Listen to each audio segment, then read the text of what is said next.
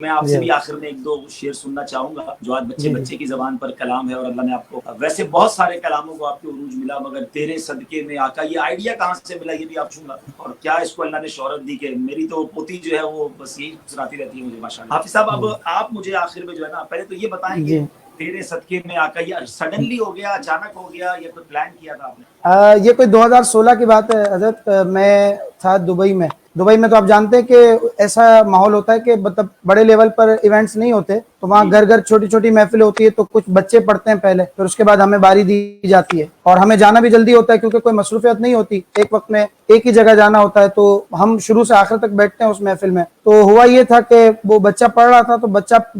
پڑھ رہے تھے وہ ذکر اللہ تبارک تعالیٰ کے ذکر کا، جو جیسے ابتدا میں کیا جاتا ہے، جیسے نفی اسبات کا ذکر ہو گیا، پھر اس کے بعد اسم جلالت، تو اسم جلالت کا جب ورد ہو رہا تھا اس دوران اس بچے نے اس طرح کے ایک دو اشعار پڑھے کہ جو اس سے بالکل ملتی جلتی کمپوزیشن تھی، ایگزیکٹ یہی نہیں تھی، مجھے اشعار وہ اپنی بہن سے بولے عمر، یہ بڑے مطلب اٹریکٹ کر رہے تھے جب وہ پڑھ رہا یہ تھا پہلے بچہ۔ پڑھا جاتا تھا، یہ کلام ہے کس کا لکھا ہوا؟ جی یہ سید شجر مکن پوری ہیں، ہند کے شاعر ہیں، اچھا اور جی انہوں نے اس کلام کو لکھا ہے، لیکن میری معلومات میں نہیں تھا اس وقت جب میں نے اس بچے سے سنا، تو مجھے بڑا لگا کہ کوئی ایسی چیز ہے کہ جب میں وہاں لوگوں کو سناؤں گا تو لوگ سنیں گے تو بڑے خوش ہوں گے اور زبان پر آئے گا۔ اور پھر جب بچے کی تنتنی آواز میں نے اس کو سنا نا، تو مجھے لگا کہ یہ کلام خاص بچوں کے لیے ہی ہے، کیونکہ وہ جس انداز سے پڑھ رہا تھا بچہ، تو مجھے لگا کہ جو ہے نا وہ بچے اس کو زیادہ پسند کریں گے، اور پھر کلمہ طیبہ اس کے اپنے کمالات ہوتے ہیں۔ اور کہ ہر پھر جب شعر میں کے نے آخر پاک ہے۔ جی اور پھر وہ رسول اللہ صلی اللہ علیہ وسلم کی حدیث پاک بھی ہے نا، جددوا ایمانکم، تو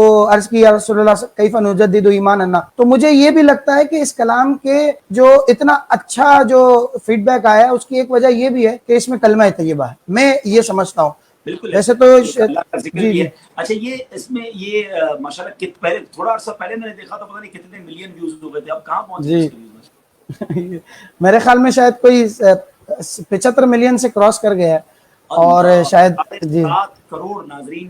ذرا غور کریں ہاں کہ ماشاءاللہ نارملی ہاں گانوں کو اور اس طرح کی بری چیزوں کو، لیکن حافظ بلال کے ماشاءاللہ اس کلام کو 75 ملین، کیا بات ہے جی ماشاءاللہ۔